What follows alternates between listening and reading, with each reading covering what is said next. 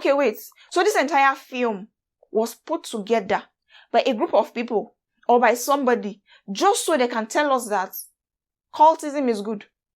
The person is your friend. You love this person. You just hate what they have done to you. There's a difference. So I'm going to try as much as possible to talk to you as a friend, but talk about the thing that you did that I hate. I've been sighing since Wednesday. Now my question is, where do we go from here? Hi guys, welcome to another episode of Rave with Mara podcast. On today's show, we are going to be talking about confrontation. People being confrontational with their friends, what that means. We're going to be talking about cultism in Nigeria. Our reference points being the film Lugard. And then the final thing would be how businesses are shutting down. And I really don't know where we are going to go from here, especially writers based in Nigeria or writers in general who are trying to market to the Nigerian community, honestly. But yeah, that's what we're talking about today. When we come back from the short break, we'll get you jump into the conversation. Stay tuned.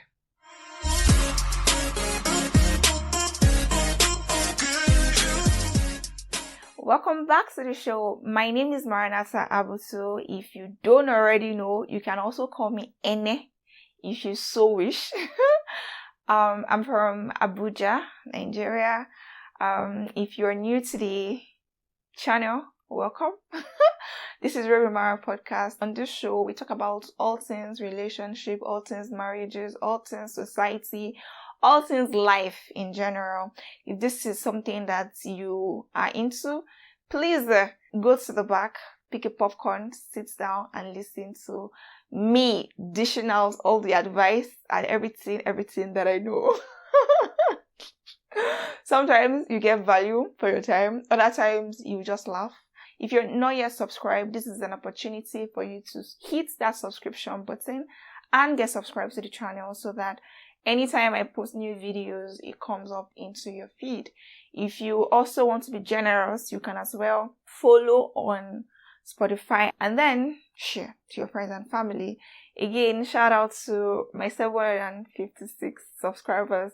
You guys are the bomb. I will keep saying this thing until we get monetized. Thank you so much. I am really appreciative of you guys. Thank you for sticking around with me. And to the new people who just joined last week, thank you so much. I'm grateful.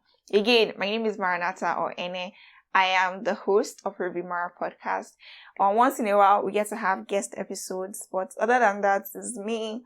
I think more than 60 or 70% of the time. So yeah, starting off with the first thing in today's episode, I want to talk about Lugard, the film. So if you haven't watched it, I think it is my duty or my responsibility to stop you from watching it. Because the movie is absolute trash. I don't know if there was something fundamentally wrong with the storyline. I don't want to get into the storyline of the film.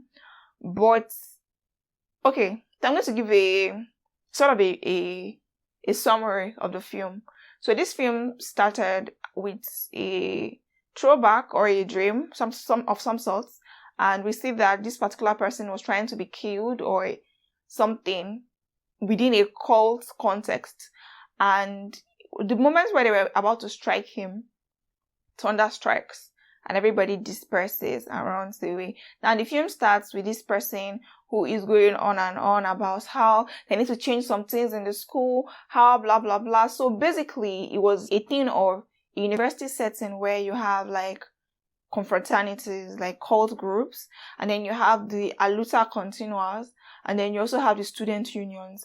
Now this main character, Lugard, belongs to the school of thought where they are speaking plenty grammar, speaking plenty English on how they must stand against the student union, stand against the school. Oh, school fees cannot be increased from so amount to so amount. And it was really like, oh, okay, these are like, in quotes, freedom fighters. And it made sense. Student union again they depicted it to be that, the vice chancellor or something gave them money on the side to be able to stop students from rioting or sort of I don't know, whatever it is, scare the students or whatever. Now, the movie starts to progress where we are seeing all of this corruption that happens. And then these other guys who are sort of rallying students to say, oh, we need to face the school administration and talk to them that this is so unfair. Education is supposed to be for all, yada, yada, yada. Something happens, and it takes us back to, oh, okay, he said he's going to go and see an old man. Initially, I was thinking, oh, maybe he's his father or maybe a family member. Now, tell me why they now took us back to the beginning where he was trying to be initiated or something or killed, and somehow it was the hunters. Now, remember that the beginning was the thunder that sort of dispersed those guys.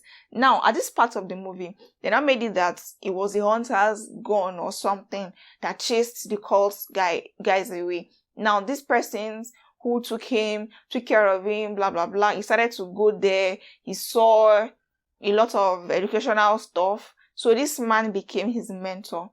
Now, within that place, you would see that maybe the first son of the man or something is gathering children and sort of impacting knowledge or wisdom into the children.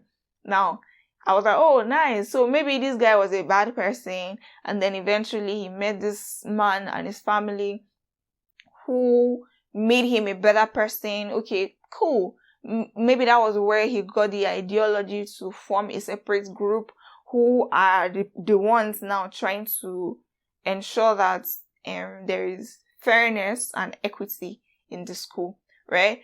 And then the story started to play out how, oh, he had killed somebody's brother before, which is like the lord or whatever of the main cultist group in school.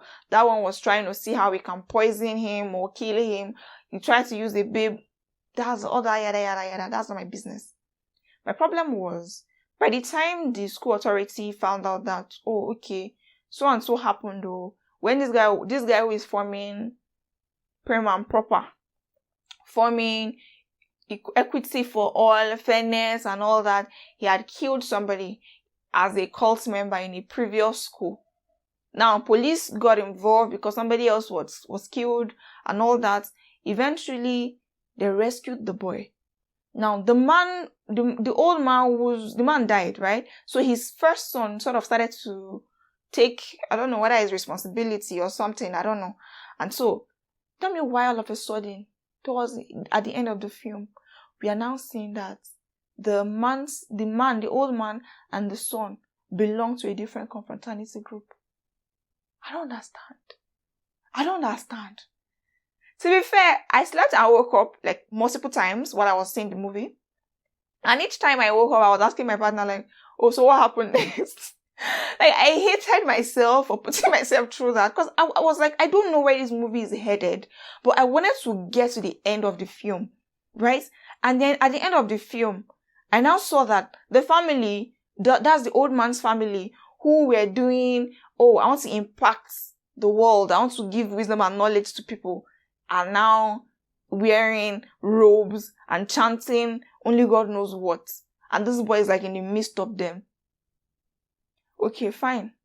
Then I said this group is a group, whatever they introduced themselves. They frank with you, I don't know, whatever the heck that was. Now the film went on, and after the film, they now wrote, lords have donated, built so and so libraries in the world.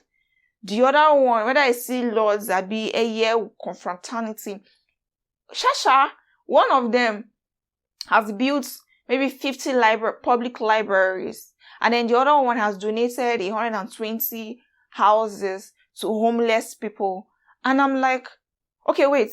So this entire film was put together by a group of people or by somebody just so they can tell us that cultism is good. No. Like, somebody needs to make me understand why that film was a film. God, I beg. I was so mad about it that I went to write on my WhatsApp status that I don't know that cultism can serve any good purpose. I don't know that it can serve any good purpose, because as a facade, they do all of these things publicly. But what about the dirty things that they do behind? I don't know. Again, I don't want to assume that these ones that they mentioned in the film are killing people right now or whatever. But I know that people join cultism as a way to say, oh, I need protection in this industry, or I need, and I know a lot of you guys' favorite musicians that are part of this. It's really somehow, I was complaining and then people were telling me how, oh, I haven't even seen that on Instagram now. Most of these cultist groups are having sponsored posts. How did we get here? That's why I just want to ask you people, like, how did we get here? That all of a sudden now you're telling us that cultism or confrontanity is not such a bad thing. Oh, you guys use it to develop people. You groom children and you build libraries, or you do good you do things for the good of the society. Please make it make sense. If you so want to do good, knowing that, okay, maybe your maybe your cultism doesn't do anything evil. You guys don't kill people. You don't carry guns up and down, threatening innocent lives and all that. Then why don't you just start a freaking NGO? Right? If you were so keen on, oh, what we are doing is good and all that, start an NGO, a non-governmental organization. Why does it have to be a confrontanity where you guys are chanting too many things and all that? It drew me back to when Mohbad passed. On Twitter, a lot of people were arguing. Like, I was reading all of those things and I'm like, now nobody is ashamed anymore to come and say, oh, I belong to so and so group. Hey, that film shocked me so much. I didn't sleep for 2 hours after watching it. Because I was ranting. Like, what the hell did I just watch? Like, okay, even if you want to do good, there are other ways you can do good without being a cultist or joining a confraternity group. Please, that's not what we are doing in this life. Oh. Let's just know what we are doing.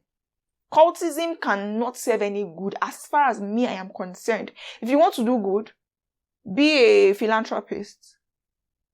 Or join an NGO or start an NGO and do good. Not that you're advertising to young people, because young people don't know a lot of things. And they think, oh, yeah, so because they are doing so much good and because they are speaking so much grammar and English, I don't think it's such a bad thing. A bad thing is a bad thing. There is nothing you can do about it. Something that is bad is bad. So let's not start doing, but donated. Oh, but see lots donated. Please, I beg. Let's know what we are doing. I don't know. It's just a very somehow movie for me, because it sort of seemed to me like an advert. Like, okay, we are doing good. So anyway, that's that on that. The other thing I want to talk about is confrontation, or being confrontational. Okay, so I don't know how many of you guys were on TikTok. I didn't see it on TikTok actually. I saw it on Twitter. 2 friends. Friend A had come out to do a video. To be frank with you, even when I commented on this thing, somebody on my timeline had said something about people who are not confrontational being manipulative and vile, because why won't you talk to your friend about something they did wrong, and instead you alienate them without giving any excuse or explanation as to why you're cutting them off, and then years later you come online and you're basically like telling everybody how this person did so and so, and it could just be a simple issue of misunderstanding. And I had liked that post and also written that, yes, I feel like people focus on the word confrontational as being disagreements with a form of agitation and all that. But I think that if you are friendly with a person, or you're friends with a person for a while, talking about a situation that you don't like doesn't have to be shouty. You can be kind and still tell a person or call a person out on their bullshit, right? I feel like that's what friendship is supposed to be. And a lot of people went, oh no, you can't do that. Oh, this, that. Now, the next day, I woke up and I now realized, oh, actually, there was a story. That Manata did not see. Now, friend A came and said, oh, she's no longer friends with somebody anymore because while they were friends, they went out, hung out with this person, and at the dead of the night, they went to her partner's house or her boyfriend's house or something. And the boyfriend, they were cold, and then the friend B, asked for a sweater. And when they gave her, she wore it, took it home, and didn't return it for like 2 weeks. She kept using it every single day and taking pictures and posting. Now, the other thing was that the friend added the partner or boyfriend to her close friends group on Instagram. And then, according to the friend, she started posting stuff that are test traps also. And another instance that the friend woke up, went out of their way to get the boyfriend a sandwich that he said he likes early in the morning, that he should take it to work, and blah, blah, blah. Now I was like, oh, okay. To be frank with you, I don't have an opinion on that video. And the reason I don't have an opinion on the video itself being, all of these things that happened is because, again, there are things such as miscommunication. Or you projecting because something bad had happened to you before. There's also the thing where, true. Some girlfriends are like that though. Make we no lie. People are like that. When they see your partner or meet your partner, all of a sudden they want your partner. Everything that you have, they want for themselves. So I'm not going to lie about that. Which is why, again, I don't want to have an opinion on this thing. Because it goes both ways, right? Now, friend B comes out and says, oh, my friend, I've not spoken to my friend in like 6 months. All of a sudden, I'm coming online and I'm seeing this and I am the friend that friend A spoke about. And she went ahead to give her own side of the story, where she's like, oh, I added the boyfriend to my close friends on the same nights that we hung out because we met that person on that same night. And at the time, they had not even started dating. It was like a close group of people we just met in one night. And I added everybody that had met that same night or that same evening on that same friend story. And I shared everything with them. So if it was really a first trap, then maybe I wouldn't have added her. As for the hoodie, she said that, oh, I love hoodies, and because it was fine, I could have kept it, but I returned it. And then as for the sandwich, he mounted my TV for me, and I wanted to show my appreciation, and I got it. It's right next to my office. It wasn't like I went out of my way to get it, blah, blah, blah, blah. Friend was here over the weekend, NK. And something had come up with another of my friend, and I was sort of complaining about it.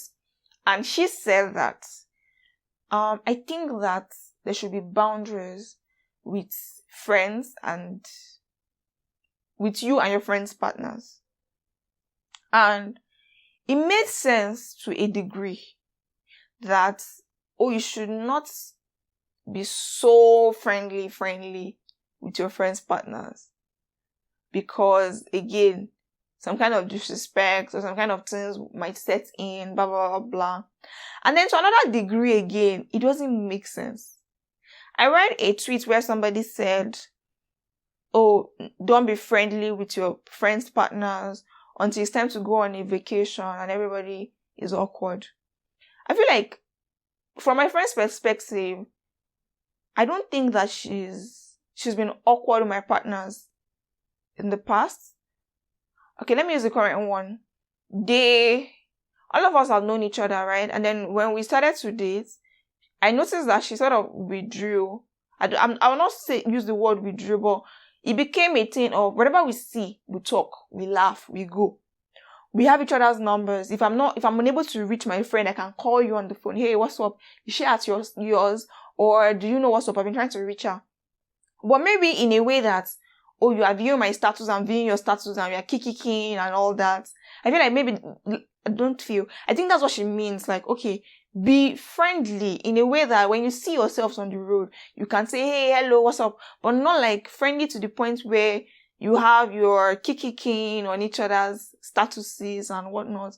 I don't know. Maybe, again, to me, I feel like maybe when ladies do it, they mean it from a place of, I don't want you to get tempted to do shit with my partner. And if you're scared about that, then that means that your partner lacks discipline or your friend is a very bad person. So maybe there are degrees to this thing. I feel like for confrontation is where I want to actually focus on. Anyhow you want to do it, whatever rocks your boat, man, do that. But like, if you think that, the reason you're keeping your partner away from your friends is because you don't want them to frolic, or you don't want to hear stories that touch them, maybe you don't have any business being with that person, because first of all, you don't trust them. You don't also trust your friends. And you also think that your partner is disciplined enough to stay away from frolicking with your friends, or your friends don't like you enough to not try shit with your partners. Again, like I said, there are people like that. So that's why I'm just being like, okay, whatever rocks your boat. Maybe if you've noticed that your friends are a certain kind of way, hide your man, right? Hide your man. But if it's now the issue of, I don't want them to be cordial because maybe the disrespect part, I get it. It's just like one time that I was saying, I feel a vex, now I mistakenly say, there's something wrong with my father.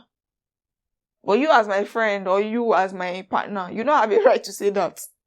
Do you understand what I mean? And I think, again, is that thing where I've said this on the episode where I talked about boundaries and secrets. When women are worried about discussing certain things with your friends, because if you tell your friends this certain thing about your partner, tomorrow when your friends see your partner, they're going to be looking at your partner with that eye. Meanwhile, this man, therefore, they turn you to punching bag or something, but you are worried about the reputation of your husband or partner outside. So, I don't know, whatever rocks your boat, whatever rocks your boat. But what I want to focus on is the part of confrontation. So, I have been that person who is always confrontational. If you do something to me that hurts me, if I don't say it in that instance, just know that I will say it again. Maybe I don't say it in that instance because we're in a group or we're in a crowd, and I don't want it to come out somehow. Maybe when I was way younger, I don't care where we are at. If you call me out in a very silly way, trying to disgrace me or something, because there are women who do that, right? I will call you out back, right? But now, I don't think that I've had friends who call me out or say some stupid shit when we are in a group. That is not usually joke or whatever. But I've had friends who have done something really messed up to me, and I've called them out on it in private. Like, because it did happen in private, right? And I'm feeling a certain kind of way in private, right? And I'm now like, you did this thing to me and I don't like it. We talk about it, and that's that about that. But when people now focus on the word confrontation as to mean, everybody is an adult, why will I call you out on something that you did to me that you should know you did something wrong to me? If I would just probably just forgive you and let it slide and everybody move. Then that means that person is not your friend. Because how long are you going to keep sweeping things under the rug? Say, for instance, somebody tells you you're crazy. You don't like the tone with which they say you're crazy. But every time the person says it, a small part of you goes, not again. But like, you're not telling this person that, there's a way you say this thing. Maybe you probably mean it as a joke, but I don't like how it comes off out of your mouth. Then maybe you guys are not friends or something. And I hate that this thing has happened to me. I feel like we like to bullshit ourselves most of the time. Somebody does something that is hurtful to you. A person that is your friend, though, it's not like the person is your acquaintance or somebody you just met or a colleague or something. The person is your friend. The person does something wrong to you. You don't like. You now say, I've moved past it. I've forgiven the person, so I'm not going to hold it against them. Why are you lying? Why are you lying? Why are you lying? Because me and you know that these things don't just go away. Especially for something that it will take you to the point where you are like, no, this person have done this thing again. You didn't let it go, please. So it's not a thing of, I let it go until it happened again. I'm not remembering. Please, you didn't let it go. The reason it's happening again is because a simple talking about it could have resolved the problem and it would never have happened again. To me, I get that like what the definition means online is in a very arrogant way or in a very shouty manner. But confronting issue or issues with your friends means that this person has said something to you don't like, or a person has done something to you that you don't like, and you're simply just saying, yo, this thing you said to me, I don't like it. Again, if this person is your friend, then there's no point saying, oh, you're shouting, or you're being, oh, you did this thing to me, blah, blah, blah, I don't like it, fuck you too. That means people are not friends. I'm that person that would tell you if you've done something to me that I don't like. But if I've noticed that maybe you like sweeping things under the rug, again, I don't know how to sweep things under the rug because I would remember. Even if I don't remember again after that period, the next time you do it, I would remember. Do you guys remember that story of that woman that Sarah Ninja girl posted about and that they were friends for 20 years and the friend was in a room where they were supposed to promote her or give her a job or something. My friend never said anything. And when we were talking about it and I was saying that that friend is a bad person, you're not my friend. If you're somewhere where a simple, oh, yeah, that person is you don't have to say, oh, I'm her friend. You could have easily just said, oh, the person is actually good with their job. Except I've given you a job before that you didn't do properly. There is no way in hell that your friend should be in a room where they are talking about something that you are absolutely good at. Like, absolutely good at, and the person won't say anything. And my friend Helena said that what we are not looking at is that they've been friends for 20 years, meaning they would have had on and off, and meaning that they would have done something to each other that nobody is saying anymore. And so it has sort of put a strain on the relationship. And I'm like, it's stuffs like this. It is stuffs like, oh, you did something to me, I'm just going to sweep it under the rug. And then all of a sudden, you not realize you're becoming nonchalant about your friends or about the things that concern your friends. If I say that thing, no shock me, I'm just being somehow. I get the whole not being confrontational with somebody who has done something to you to the point where you're like, you're cutting that person off for good, right? Which is in the case of these two girls, right? Friend A and friend B. If you have done something to me and I know that I can't forgive you, I can't let it go, I don't want to talk about it because you're going to be defensive about it, then good and fine. Maybe everybody can choose peace, right? But if it's a situation where you are still friends with this person, my dear, that's the part that is doing me. Is the part that, like, people genuinely do these things to people they are still friends with. In the pretext of, I'm not confrontational. Meanwhile, without you realizing, this thing keeps putting a hedge between your friendship or your relationship. It keeps putting a hedge. Whether you like it or not. You forget, I don't think about it anymore. It's a lie. Consciously or subconsciously, it is stored somewhere in your mind. And until the day that you start talking about this, or somebody says something, I'll be like, oh yeah, I used to have a friend that... So please tell me, how is it that, oh, I forget it and move on? How does that happen exactly? How does that happen? I feel like we like to lie to ourselves most of the time, and that's the problem. If you want to cut off somebody, cut off the person. Don't do the adulting and talk about it, right? Cut off the person and everybody go. But if you are genuinely doing it to somebody you are still friends with, then there's something fundamentally wrong with you as an adult.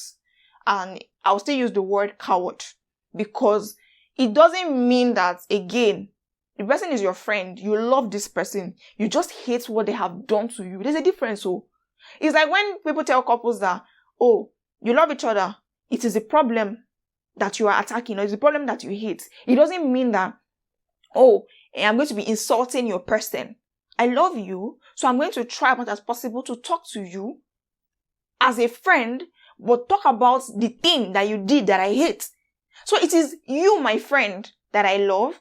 The thing that I hate is the thing that you did. Honestly, I really don't know. But if you're doing it to friends that you're still keeping around you, you're not a good person. And yes, I said it, you're a coward.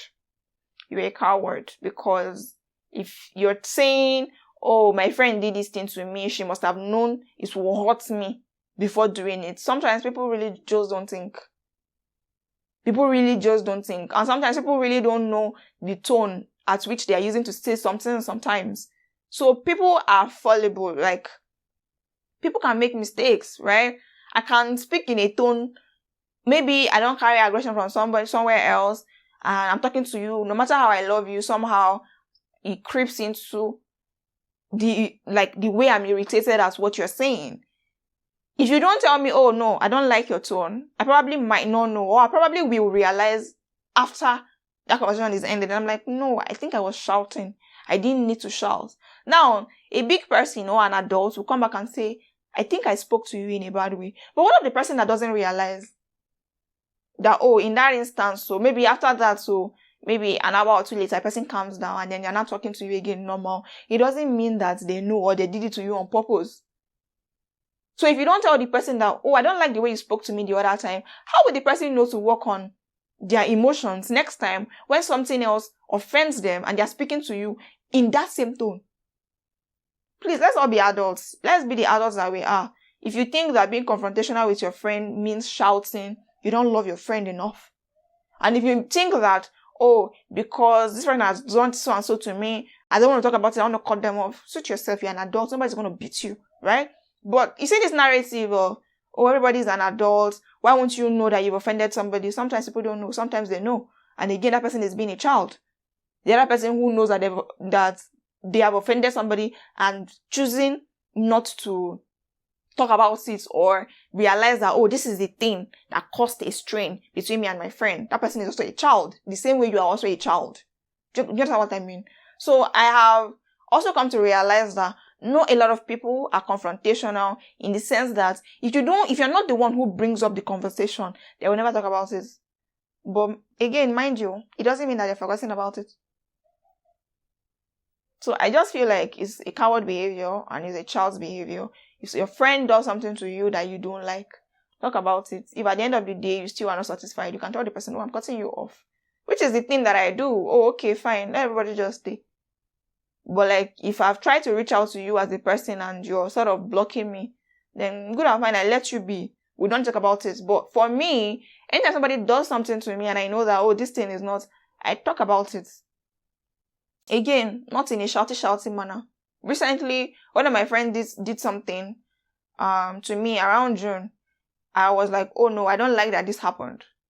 And then when it happened again, in September, I called her and I told her, oh, so this thing has been happening. I don't like it. And we talked about it and she apologized. That goes on. Right? The same way my own friend too has called me out on the fact that like, oh, I don't used to return calls. And I'm always busy. If you don't tell people these things and you form, oh, we are all adults, we are all busy. Oh, after all, you can't be too busy. Please don't be a child. It means that maybe you already have a mindset to cut off this person in the first place. So yeah, that's that. Please, confrontational doesn't mean shout, right? You love your friend, you hate the situation. So attack the situation and speak to your friend kindly and just let them know that this thing they have done to you, you don't like it. It's that simple. What's the other thing I want to talk about? Oh yes, finally, just the other thing I want to talk about is Okada Books is closing. Or is shutting down. That's the correct grammar. Okada Books is shutting down. For you guys that don't know, Okada Books is a platform owned by Nigeria for Nigerians and other countries who actually want to use it. But what this does is it's a book platform where authors, especially Nigerian authors, are able to market or sell their books on a platform where other Nigerians can easily access them, right? You make payments in Naira, so it's, not as crazy as with when you buy books on Amazon or Kindle. Now, currently in Nigeria, I know about 3 ebook platforms for Nigerian authors. The first one being Okada Books, BAM Books, and then my library or something like, I don't know what's the pronunciation for that. And so there was an email also on Wednesday or last week where they had said, oh, they're shutting down due to so and so. And a lot of authors have seen this coming because I have not been able to sell as much as I did with my first book in 2020. Right? With the book that I published last year, December, I've not been able to make as much sales. And I know a lot of other authors that were also complaining as well. And now Okada Book is closing out because of the economic situation of the country. And a lot of authors are confused, like me. I'm confused. Okada Books was the only place that you could actually sell a book and you're getting your money back after the removal of your percentage. Now, Bambooks own, I don't even want to talk about it. For last quarter, I got paid 380 naira. When some of my friends saw it, they had presumed or assumed it was 380,000 naira. But it was 380 naira that I got paid. And I feel like the most I have received as payment for Bambooks, their payment comes every quarter, is about, I think, 5,000 naira. That's the most payment I have gotten. Alright? And now, because to be frank with you, I don't know how they do their calculation. I don't know how they do whether it's they pay per page or whether it is by the number of times people read the book. I really don't know how Bambooks work. Okada Books was the only one that we were really, really relying on. Like, okay, if you sell a book, okay, money is coming to you. Bambooks own, to be frank with you, I gave up. Because like beginning of this year, I gave up even trying to understand, how their payments works and all that. I emailed them last year at some point. And, the explanation didn't make sense to me, but I was like, you know what? Whatever. And now, some authors are saying, as of yesterday, that even Bambooks have not been active on their Instagram page. I've not really been active on my book page, so a lot of those things happening there, I really don't know what's going on, right? Now, my question is, where do we go from here? So now, basically, as an author, you can only sell your books on Amazon. And then in order for people to access your book in Nigeria, you either have to do a book launch or sort of beg people to go and buy a physical copy, which you and I know that physical copies are not cheap. I've been sighing since Wednesday because, again, Nigerian creatives are not encouraged enough. And now, because of the situation of dollar, which is trickling into food, trickling into companies shutting down, trickling into everything else, a lot of us who are writers don't know how to go. We don't know where to go, literally. We don't know where to go. And now I'm like, honestly, I don't know. Like, I'm so confused. What am I supposed to do as an author in Nigeria? Now, if you decide, sell on Seller or sell on your website, there's the issue of piracy. I don't know if I've said on this podcast one time, where one of the authors that we know, her books got downloaded and they were given a new name, a new title, and a new back cover, and people started reselling those books as theirs. It takes a lot for somebody to sit down and write, no matter how small you think the word count of that book is. You finish writing, you edit, you probably pay people to edit the work, you pay for back cover, book cover, you pay for all of those things, marketing on Instagram and other platforms, and then you're barely trying to make sales, and somebody else goes downloads your book by paying maybe just 1,000 naira or something, or 1,500, and then carry the book to a publisher, changes the book title, changes it, and so honestly, I don't know where to go from here. And it's sad that I think 2 episodes ago, I was complaining how as a creative or as an author, being in Nigeria isn't really helping me. And those outside the country, at least they are making a lot more sales from maybe Amazon or Kindle than those of us here in Nigeria, right? And now, they are also complaining that how will they be able to reach the Nigerian market or the Nigerian community who reads? So it's like now country situation is telling us write books and just share to people for free, because it's as good as saying if you do and put on a website where you ask people to download, they would download those books, and only God knows how many pirate copies you will find out there. So I don't know. An author was saying that she presumed or assumed that she thought that Amazon was going to buy Okada Books.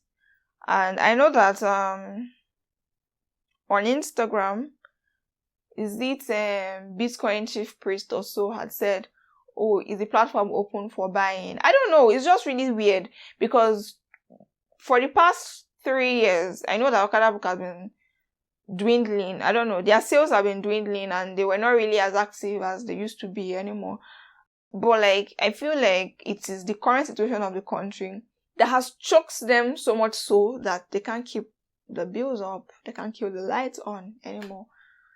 And honestly, I worry for what's going to happen to a lot of other spaces right now, a lot of these other tech companies that are coming up as well. I worry that Nigeria is really not the place for creatives. The only creatives who are going to be doing a lot, in spite of the country situation, are content creators who are putting out their work on social media. But honestly, even data now has become really expensive. Everything is just going from the frying pan to fire. This is going to be a lot of discouragement to authors, especially young ones who were looking up to other authors and thinking, oh, I can easily publish a book without paying a penny online. And now this is now being taken away from us. I don't know what we're going to do. I don't know how we are going to come out of this, honestly. But I just hope that one way or another, other creators or other authors like me would be able to still find a way to put out our work without risking, piracy. I am sad, and that's why my voice has sort of gone down. I'm really sad because all things being equal, I should have published a book January. But as it is now, something else happened which I'm really sad about. I put out a work that was supposed to sort of help me with publishing next year, but it didn't work out, and I've sort of been sad since last week about it. I couldn't even talk to my friends about it until 2 days ago, and now we are being hit by Okada Books. Okada Books was the only place I had a little bit of hope. I gave up on BAM Books and trying to make money from there beginning of the year. Okada Books was where a lot of people knew me from. It was where I would usually just direct people, go and read my books on Okada Books. It's cheaper. You don't have to buy a physical copy or a paperback. And now Okada Books is going under, and I'm like, okay, first, I didn't get the money that I had projected to use for publishing in January. And now, the one platform where I was seemingly making a bit of money is also going away. So, I don't know. And even Amazon, I know I talked about how Payoneer deducted some money from me, and I don't know that I have made up to $200 in sales on Amazon. I don't know that I've made that. So, I'm sad. I'm sad, but I know like one way or another, we are going to figure it out. I probably will not publish in January because I've really been sad about that. And only God knows when I will end up publishing. But for now, the books that I have, I don't know where to take them to anymore. So anyway, this is where I'm going to end the episode. Thank you guys. Please put me in your prayers because my mental health is like this. I felt really sick, which I think maybe because of all the bad news I received from over the weekend into the midweek. I felt really sick. I had headache, not migraine, but it was there for 2 days, 2 complete days. I took pills, it didn't go down, and eventually I had to treat malaria. But I know that was what made me really down, or what made the malaria to jump out, so to say, is all of the bad news that I've received. So please put me in your prayers. It's not easy at all, especially as creatives. The one thing that I've been really happy about is the YouTube. The YouTube, and then my growing subscribers. And, I'm still trying to see how my watch hours can improve or increase. But this is the one thing that has, kept me really happy.